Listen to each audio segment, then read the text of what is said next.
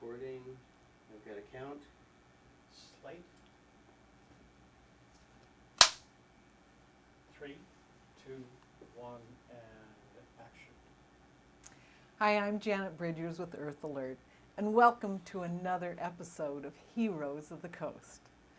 Very pleased today to have as our guest Mike Massara. Mark. Oh, Take it to the excuse me.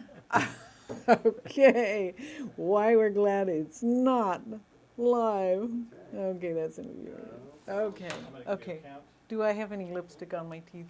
No, you don't. You're fine. Okay. I'm going to give you a count. Hold on. Keep rolling. Yeah. 3, 2, 1, and action. Hi, I'm Janet Bridgers with Earth Alert, welcoming you to another episode of Heroes of the Coast. Heroes of the Coast is a program that brings you the personal stories of the people who have dedicated their lives to protecting the coast for the rest of us. And I'm very pleased to have as our guest today, Mark Massara. Mark, thanks for joining us. Thank you, Janet. It's a pleasure to be with you. Mark, you've been a coastal activist for a good lengthy period. And but what organization do you represent now?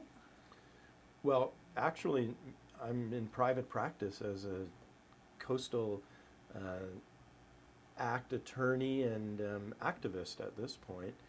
I represent a variety of groups, nonprofits generally, but also private property owners working on coastal act and coastal commission related matters, as well as participate and sit on the board of directors of several California coastal oriented nonprofit organizations like Coast Walk and Save the Waves, California Coastal Protection Network. I'm involved with the O'Neill Sea Odyssey and other cool coastal related programs in California. But my interest in coastal protection and going to the beach goes back much further than my involvement in any coastal related organization. I grew up in Santa Barbara and played on the beach as a child, and that really set the stage for all of my subsequent work on coastal protection and my career.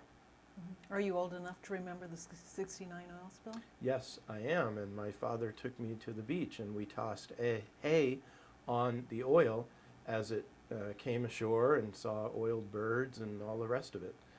I was about 7 or 8 years old. And that created, I think, an indelible impression on me about the need to participate in coastal protection issues and set the stage for all my future work. Do you remember your emotions at the time? You know, I was a little kid, and so I think it resonates more for me now than it did at the time. I had no idea whether that was an unusual event or whether oil companies destroyed beaches all the time.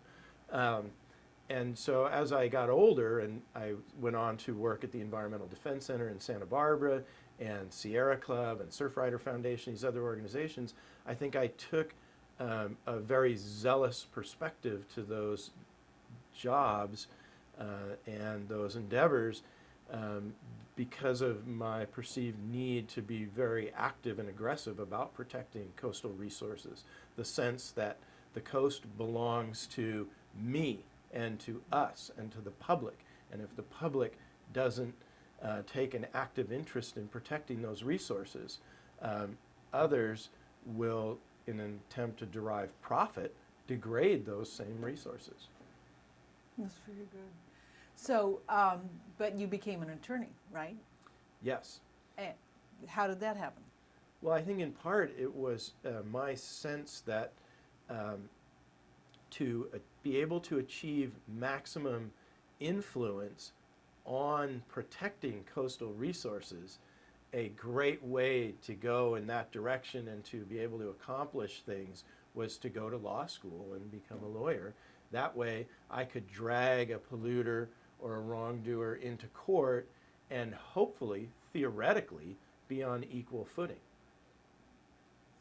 So that certainly is an important role in coastal activism, and I know from our own experiences that if you're not an attorney, you have to figure out how to pay for an attorney. And I mean, some of my perspectives, especially when I was younger, were of course naive. Mhm. You know, you see the notion of justice as being a level playing field, and that's not always true. In fact, it's rarely true. Um, but there's a whole lot of other things that I learned along the way um, through working at Sierra Club and Surfrider Foundation and other organizations, that you don't just have to be right on the law. You also need to be successful in a variety of other contexts in order to win protection, even temporary, much less permanent protection for coastal resources. You also need to win, you know, the war of public education and public relations and active participation in administrative and legal proceedings, as well as a whole bunch of other things. I used to tell all of the activists that it's not enough for me to show up at a Coastal Commission meeting and present a brilliant legal argument. That's part of it. You have to do that. That's a condition that you can't sacrifice.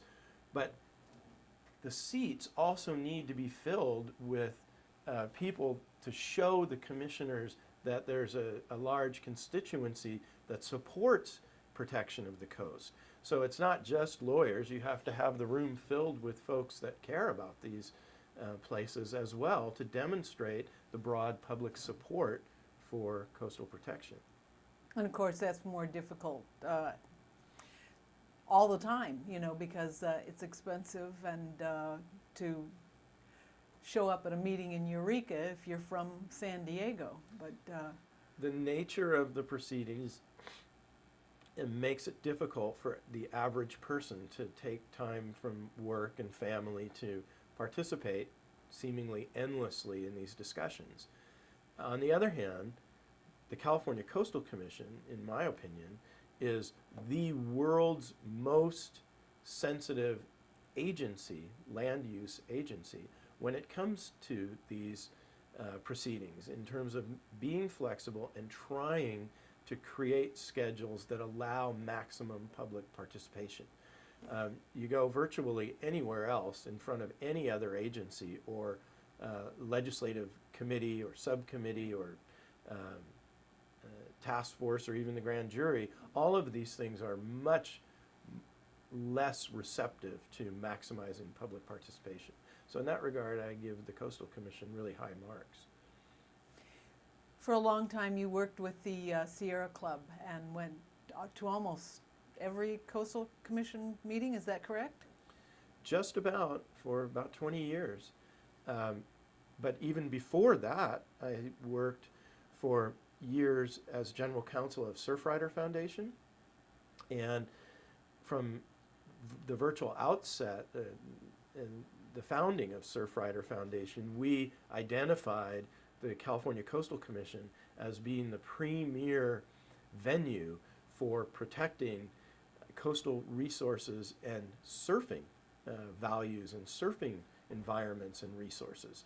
In fact, we've argued for many years that the California Coastal Act specifically protects surfing resources, and I know of no other law that does that particular service for surfing and ocean recreation in general. So we had started out attending Coastal Commission meetings regularly, starting in the mid to late 1980s.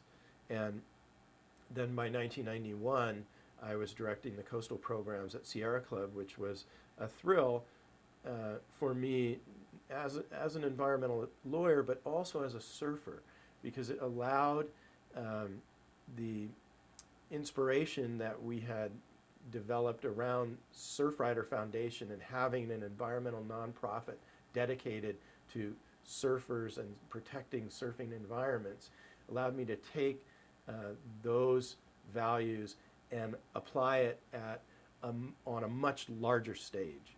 Sierra Club being the oldest, the most aggressive and most successful environmental organization in the history of not just the United States, but in history.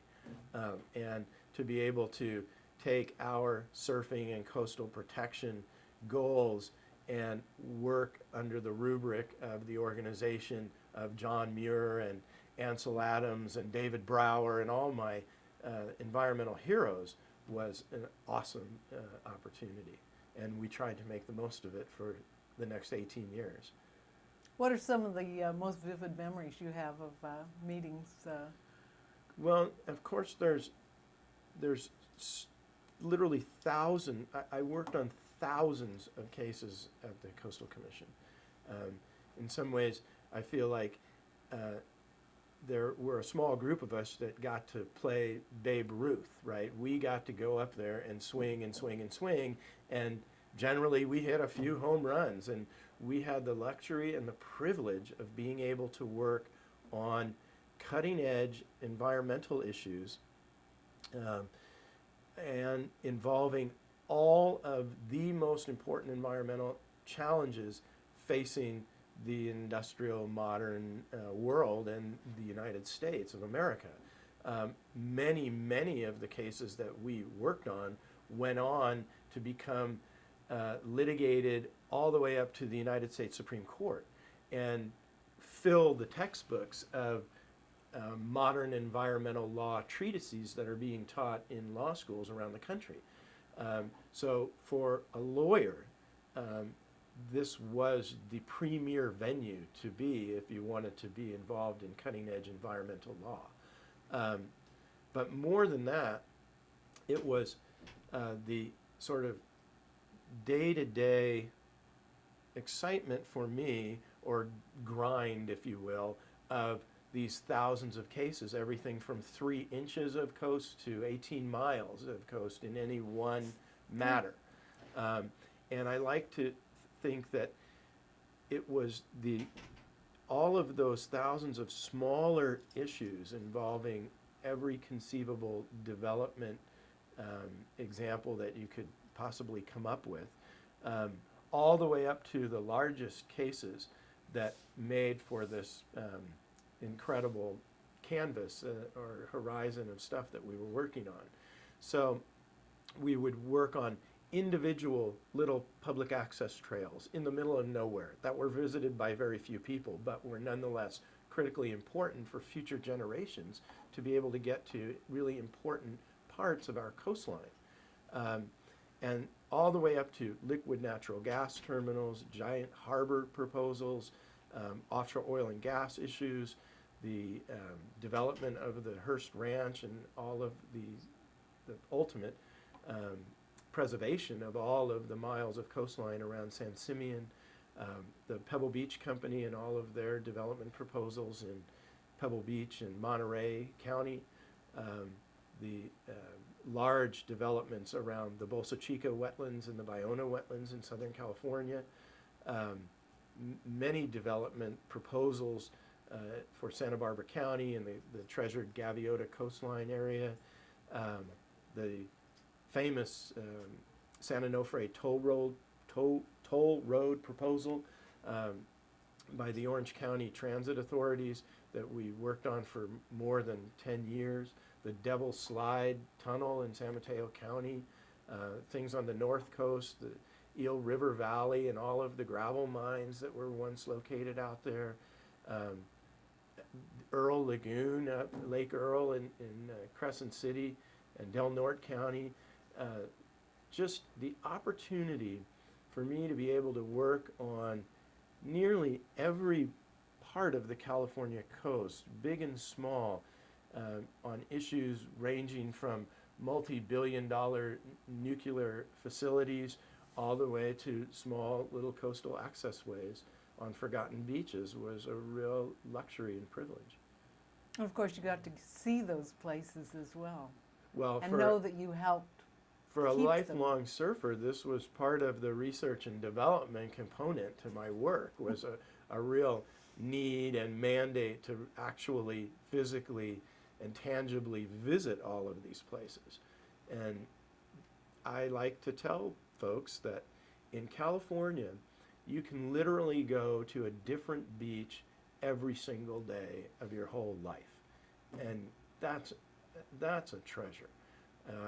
And over these decades, I've been able to fall in love with beaches of every size and kind, from super crowded beaches in Los Angeles County that have 70,000 people per mile of coastline to extremely degraded and polluted beaches in nearly every part of the coast that are damaged for a variety of reasons, illegal seawalls or plastics or oil pollution, sewage, all kinds of reasons, as well as those remote and stunningly beautiful beaches on the North Coast with bald eagles and bears and mountain lions and bobcats and the kind of wildlife that for many people around the world they dream about and associate with the California coastline. Wow. So you said you represented the Sierra Club for 20 years, is that right? It was Or about 19 years. 19 years. And how would you characterize public participation and how could it be improved? Well, at Sierra Club and with respect to our coastal programs, we basically created an art form around maximizing public participation. In fact, Mel Lane, who was the initial chair of the Coastal Commission, was appointed by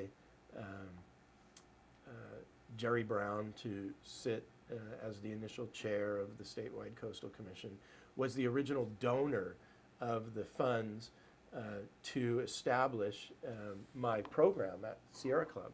And I can remember Mel saying to me that, Mark, you know, I'm a Republican and most of my friends are Republicans and many do not support the Coastal Commission. And I don't expect you to go in there and win every one of these arguments.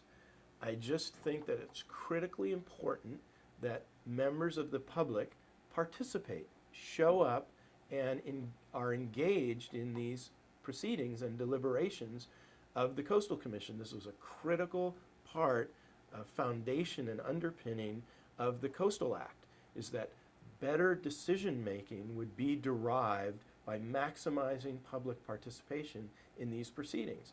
And I came to really believe that. And we spent, you know, the better part of the next 2 decades traveling up and down the California coast, speaking in venues from living rooms with 4 people to auditoriums with 500, encouraging people throughout California to get involved in Coastal Commission deliberations, and being creative about coming up with all kinds of different ways to assist people to make that happen, and working with coastal commissioners and coastal staff to encourage them to be flexible and embrace maximized public participation.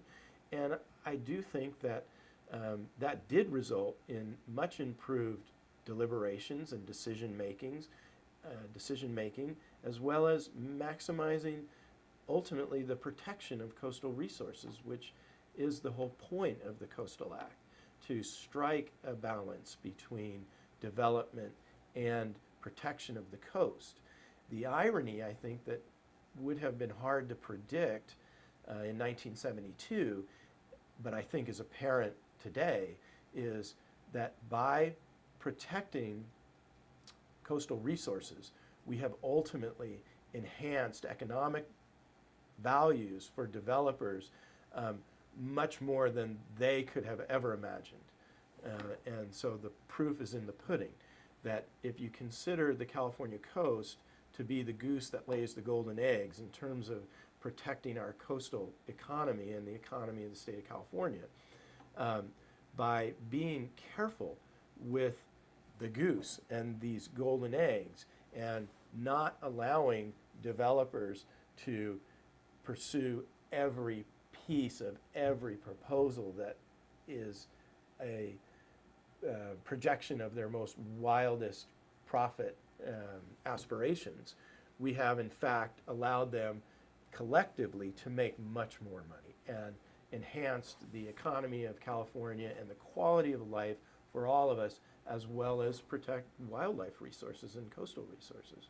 Mm-hmm. And of course, the population of California continues to rise. You know, it's quadrupled more or less since post-World War, 2 days. And but God isn't making more coast.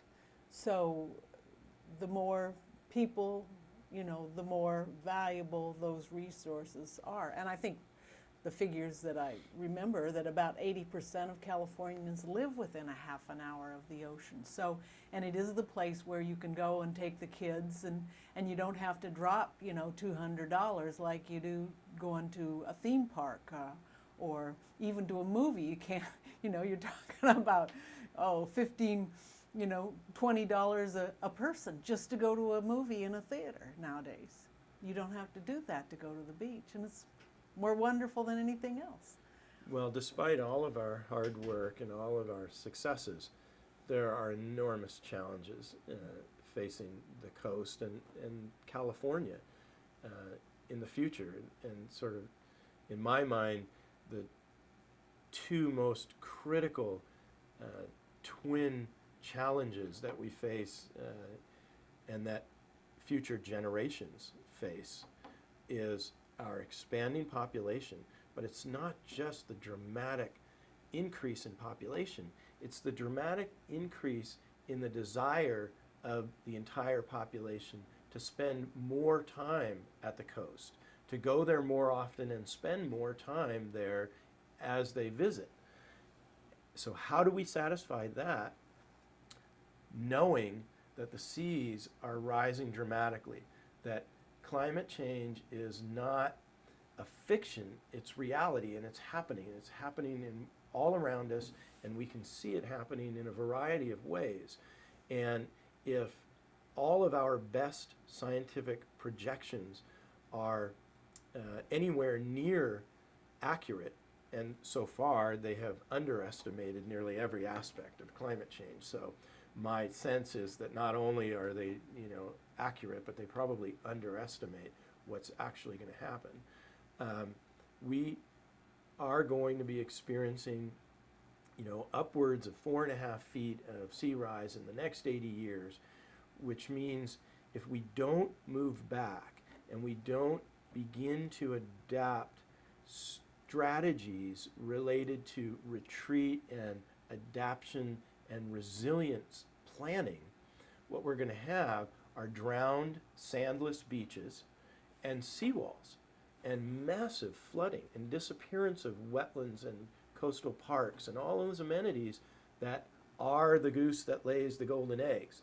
So we can't have it both ways. If we want the coast to continue to function as an important part of our culture and our economy and our recreation and our wildlife, we're going to have to figure out ways to adapt so that we can have sandy beaches and functioning wetlands in the future and allow our expanding populations to continue to visit.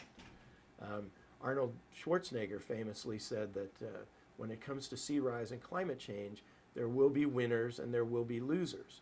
And I think the challenge for California is not to worry so much about the billionaires and Broad Beach and Malibu, because those folks can and will spend, you know, unlimited amounts of money to protect their oceanfront mansions. It's the rest of the population, the other 99.9%, that we really should begin to think about, because allowing future subdivisions and infrastructure to be built in low-lying areas along the coast or rivers or wetlands is a tragic mistake. that will come back to cost us many times over. Well, before we went on camera, you were talking about, for example, plans to discussions, initial discussions with regard to San Francisco Airport and Oakland Airport. And of course, airports are always built on, or preferably built on wetlands. You know, it's open, it's flat, they fill them in, and then they may, you know, pave it over and make an airport. But they're right at sea level, right? Airports, I can't speak for airports everywhere, but airports in California, if it weren't so tragic, it would be comical, because they're inevitably built right along the coast or right along wetlands, inevitably in low-lying areas, and then the FAA comes in and says, bird strikes are a terrible situation for airplanes, so we can't have any birds around this wetland because we've now built an airport there. And we've scratched our heads over the years that, you know, if our airport builders are so smart, why are they always building airports right next to all of this bird habitat? But that's just an aside, considering the challenges that we face with respect to sea rise. San Francisco Bay, as an example, you have Oakland Airport and San Francisco Airport, billion-dollar enterprises right at sea level. And the only way to sustain those public facilities and infrastructure in the future are going to be incredibly expensive levees, dikes, riprap, and debris piles. And at some point, you know, we're going to have to prioritize public infrastructure and reconcile the ongoing costs of that futile fighting of Mother Nature with the need to move these facilities. And I like to tell the coastal commissioners that despite all of our efforts in California, we do have a policy with respect to climate change and sea rise. And we're adamant about that policy, and it's called denial, because we go about our development each and every month in all of our reviews under this rosy best case scenario that doesn't consider what's actually going to happen in 50 years. And we're building in harm's way. Today, last week, right now, all of the deliberations that we're undergoing are based in general upon old planning data that's incorrect and antiquated. And we're doing a disservice to not just developers, but all the people that are going to be living in these environments in the future when we don't take a harder line, and in my experience, along the coast in warning people what's actually going to happen. For example, we have very good data now on what areas are most likely to be flooded and subject to wave run-up and sea rise in the future.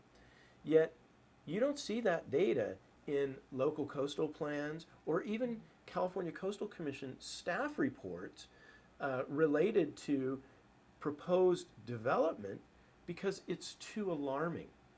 And we're making a mistake by not calling attention to the reality that we're likely to be facing in the future because people don't want to hear the bad news. And somehow we've got to find a way to not just warn people, but build into our economic assumptions the cost of trying to maintain this development and infrastructure in the future, because it's going to be overwhelming. We can't possibly begin to maintain everything. And the response so far by local government and private property owners is to pile debris, rocks, and build seawalls as the ocean rises. Well, we know that disappears the public beach. It draws a line in the sand, so to speak, so that the private property is protected, albeit temporarily, and the public property is drowned. Well, that was never the intent of the public trust doctrine and the basis of California law. The basis of our law is that the public property is everything west of the mean high tide line. But the fundamental thing to understand about the mean high tide line is that it's ambulatory. It moves. It moves between every tide, and it moves every day. And it's definitely moving east as the seas rise. So allowing each individual private property interest to create seawalls and essentially debris and draw a bright line only means that you're protecting the private property at the expense of the public property. And we've got to find a new way to discuss and think about that, because it involves losses that are staggering, that are beyond comprehension over time. If we continue along the lines of our current practice, most of our public beaches will be simply gone in 100 years, though there'll be nothing left. Mm-hmm. Well, it's very, rather than be cynical about it, although, had someone tell me very concisely recently that there's a simple fact for that. The future doesn't vote. However, young people do, if they can be motivated, to go to the polls and inform themselves before going to the polls. So let's talk about the young people and coastal issues. Do you see many young people involved? Certainly not enough. Mm-hmm. But when we take the time to organize, the San Onofre toll roads in Orange County was an amazing example. We had meetings with 6,000 people there. And they were predominantly young, pro-coast surfers and people from Southern California wanting to protect the state park campgrounds and the ocean and coastal resources and beaches in Orange County. And believe me, that's the only way that we prevailed in preventing those toll roads. It was because, tens of thousands of people participated in that process, predominantly young folks really engaged to protect the coast, attracting thousands, up to 6,000 people at particular meetings of the Coastal Commission and the federal government agencies. We could not have achieved those successes without all of that participation, but it didn't just happen overnight. Sierra Club, Surfrider Foundation, the State Parks Foundation, and literally dozens of other nonprofit environmental organizations worked for the better part of 10 years organizing it. Sierra Club and I did meetings in Orange County at least once a month for nearly 10 years.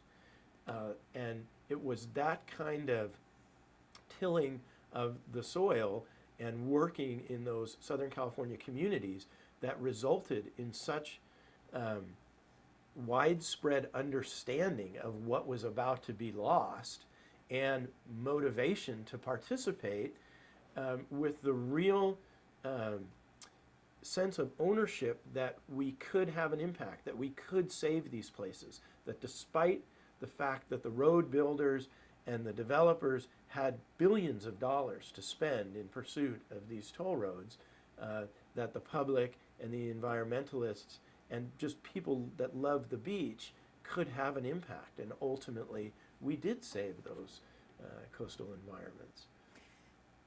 But one of the keys here is that the young people perceived a threat to something they love. And we seem to have a problem at this time that they don't yet perceive a threat based on rising sea level and to the entire coast. But you just mentioned, 10 years of education to protect one place. I think that young people are interested in climate change, do support controlling carbon emissions and protecting coastal resources, but are frustrated, like so many of us that aren't so young anymore, that we can't seem to convince politicians to do anything about it. I think there's widespread disillusion with respect to government ever taking the initiative with respect to climate change, that they are simply owned by well-heeled interests with profit motivations around the status quo, which is destroying the planet. Short-term profits at the risk of long-term sustainability for the health of the planet. And so, if I were to, recommend to young people what to do, it's figure out a way to get around some of these political hurdles that exist at levels that are above and removed from the Coastal Commission. My sense is that the Coastal Commission wants to be more sensitive about this stuff, but that there are political hurdles. And we've got to find a way to deal with folks in Sacramento and Washington, D.C. to get them to understand that the time to act on climate change has long since passed. It's here, it's reality, and it's happening. And if we don't take dramatic steps quickly, the effects are going to be all that much more catastrophic. Well, let's try to end this with something a little more cheerful. Tell us about some of the fun you've had, and what can you recommend to young people about the fun of being involved? Well, my advice is the same thing that Edward Abbey, the great writer, advised environmentalists to do 25 years ago, and I could never be as eloquent as he, but the idea is you go in there, you do your best against these guys. Showing up is 90% of success. You bash away, you try to defeat the bad proposals and condition the acceptable proposals so that they protect coastal resources. And when you lose, you don't give up. You go play at the beach. You go surfing. You go collect driftwood, and you enjoy the splendor that is the California coastline, because that's the wellspring of inspiration. I mean, I try never to get discouraged when I lose, or when we lose any particular development arguments or proposals. The idea is to go to the beach and continue to enjoy all of the many splendors that are the California coast, and also to appreciate the fact that with respect to things like climate change, they're not just catastrophes, they're also opportunities. I like to say that seawalls, for example, the bane of the coast. I mean, for me, it's just the seawalls. There's nothing good about seawalls. There's a common misperception that seawalls stop or prevent erosion, and nothing could be further from the truth. They actually cause and exacerbate erosion. But the good thing about seawalls and the good thing about development is that it begins to fall apart before the day it's even finished. So seawalls are a temporary scar along the coast, and in the end, Mother Nature bats last. And in the end, the coast will be just fine.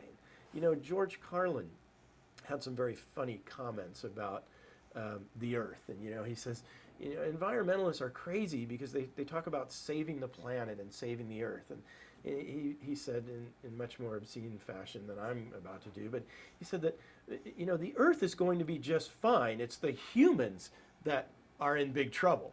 It's the humans that are going to disappear. The earth will be just fine. And I like to remember that. And the fact is that the coast will be fine, and it's true that some of the things that we're doing damage and scar the coast, but over time, the coast has a way of healing itself. Fisheries and wildlife can very effectively rebound. Our history is filled with amazing examples of human assistance for wildlife restoration. A few examples are the banning of DDT, for example, has resulted in the incredible restoration of pelicans. Up and down the coast, when you see pelicans flying along the California coastline, remember that they were almost extinct in the 1970s. And we used to have bald eagles up and down the California coast, and they were almost extinct in the 1970s. And now we have bald eagles on the north coast and at the Santa Barbara Channel Islands, and the pinniped resurgence of seals is fabulous. There's dolphins everywhere. I see whales almost every week along the California coastline. So there's remarkable success stories if we only just give a little. Snowy plovers and least terns, some of the bird wildlife along the California coast that is today near extinction can be restored if we're just more aggressive about setting aside little parts of our coastline for their benefit. I made a bumper sticker a long time ago that said, the California coast, so much development, so few tsunamis. And I guess that's sort of my perspective of things, that nature will restore a natural balance. We just have to be careful to the extent possible, not to screw it up too much. Mm-hmm. Well, certainly one hopes that in the process of restoring the beaches by nature's processes, that humans are not, tsunamis have kind of a negative effect on people who happen to be laying around on the beach. But I want to go back before we quit, to some, what are your thoughts now about liquefied natural gas? Of course, a lot has changed, in terms of the natural gas climate. But do you think we're done with LNG terminals in California? Well, LNG terminals, like desalination, like fiber optic cables, like so many of these promoter-driven development schemes, tend to come and go as the economy heats and cools. So that when a dreamer or a schemer, a developer, can get money from banks and financiers to pursue wild proposals and wild-eyed schemes and dreams related to installing fiber optic cables along the ocean floor, drilling offshore oil derricks, building giant desalination facilities, pursuing billion-dollar liquid natural gas terminals, and so many other schemes. We get offshore tide-driven and wave-driven energy projects from time to time. They'll certainly do that. Whenever there's money available for an idea, regardless of how stupid it is, people will pursue it if there's an opportunity to make money. And the liquid natural gas terminals for California fall squarely into that category. If someone perceives that they can make money from a project like this and that someone will finance it, they're going to do it. But economically, it makes no sense whatsoever. California is adequately served by existing natural gas pipelines to every part of our coast and our state. Canada and other parts of the United States have more than enough natural gas for literally centuries. I ask people, when have you ever turned on your stove and had no gas come out of it? That doesn't happen. Our pipeline capacities are sufficient to carry all the natural gas we need.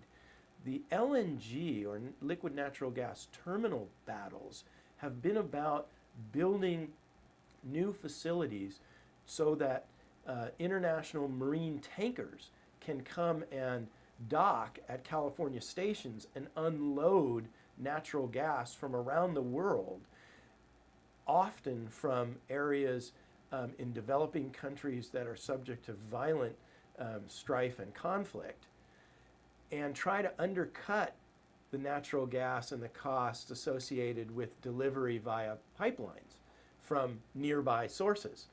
We don't need that natural gas. And so those ideas only work so long as either the public is being asked to pay for it or banks are willing to finance it. And down the road, those projects will fail because they're, in the long run, not economically sustainable. In fact, desalination facilities fall squarely into this category. The giant desalination facilities that Poseidon Resources is trying to build in Carlsbad and in Huntington Beach are, according to all the best data available, entirely unnecessary. They're being developed to fuel new unsustainable growth in Southern California. They are being largely underwritten and subsidized by taxpayers and will be in the future the source of much irritation for ratepayers, because those ratepayers that are ultimately being force-fed that desalted water are going to be facing the most expensive fresh water in the world. And as the Coastal Commission has begun to review and approve, in the case of Carlsbad, those proposals, I have tried to make the record clear that in areas where those projects are approved, like the Poseidon proposal in Carlsbad for San Diego County residents, that those costs are not ultimately passed on to taxpayers statewide. Because my view of this is that when San Diego ratepayers, everybody supports these things now because all the projections are so rosy.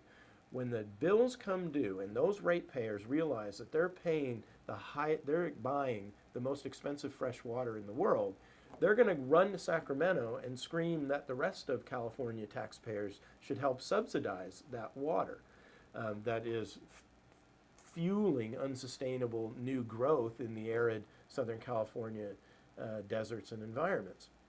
And my notion is that we ought to say at that point, look, we told you ahead of time that this was a disaster.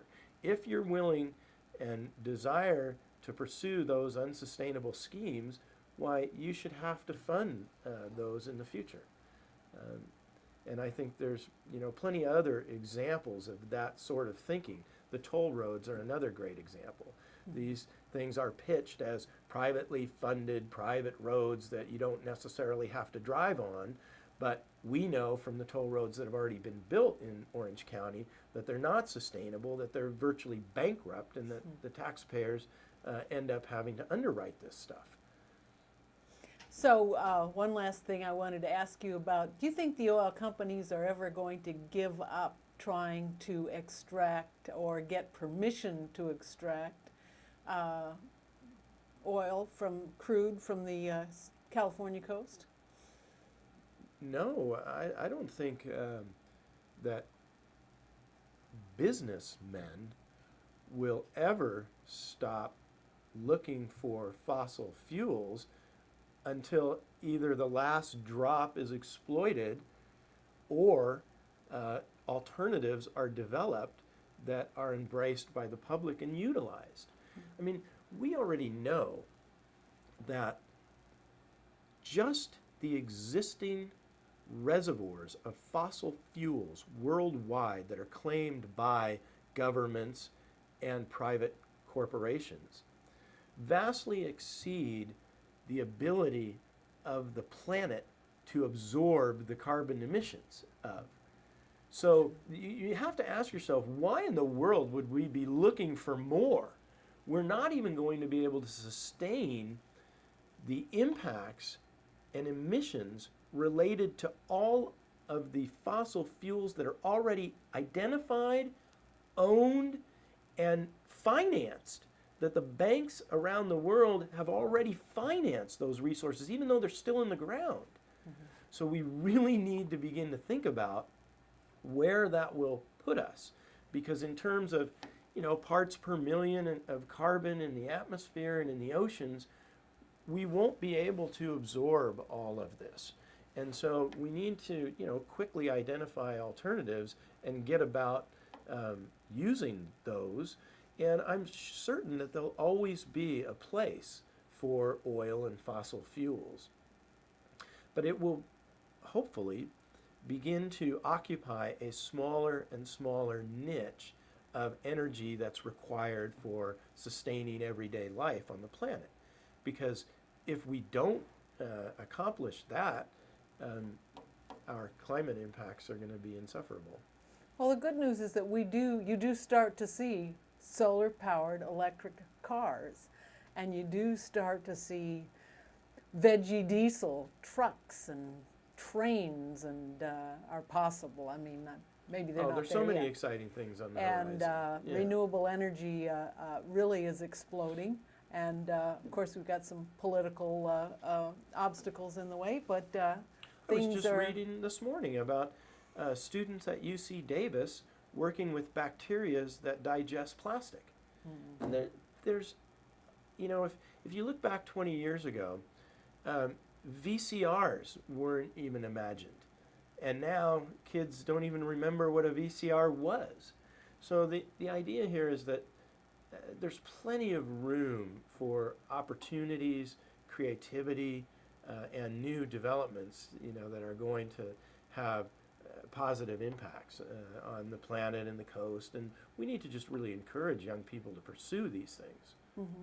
Well, in that sense, I think that's true that they are, because they're also economic, and so there can be a nice paycheck associated with it, which is often not true with coastal activism. But well, one of my mentors and a great supporter of all of our efforts over the years is Yvon Chouinard at Patagonia, and he likes to say that he's never invested in an environmental initiative that didn't result in profits.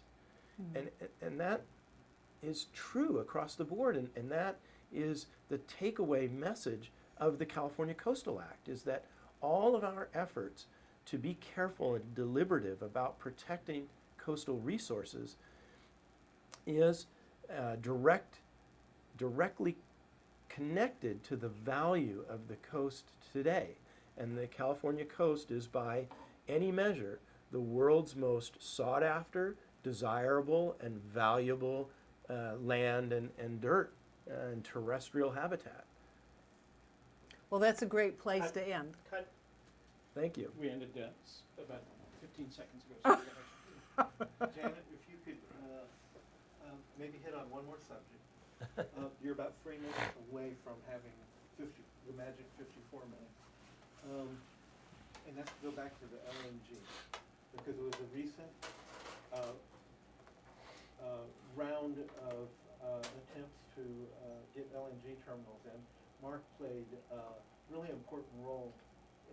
It goes to one of the things he spoke about. Aside from the legal issues that you have to get people in the seats, and Mark, along with Owen Bailey, got those people who've never worked on environmental issues in their life in the city of Oxnard to show up in mass. First at the State Lands Commission hearing, and subsequently at the Coastal Commission hearing. And that's important, because that one project was the lead project. Had they been successful, we might have got all of those proposals. The fact that they went down, everything went down with them. And I think Mark played a very important part in that. So if you could just get...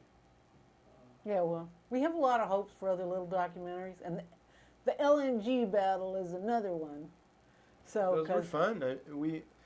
Gosh, now that I'm thinking about it, we literally went. Don't say anything, please. You can have that conversation when we just get started here again, okay? So, put your hands down, Janet. Okay.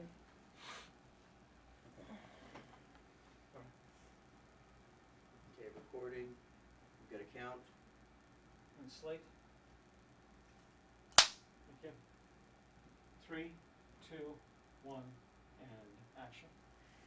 So let's go back to a couple of years now. You talking about public participation. You and Owen Bailey and the Sierra Club did a terrific job organizing the protests against the BHP Billiton project off Malibu and Oxnard.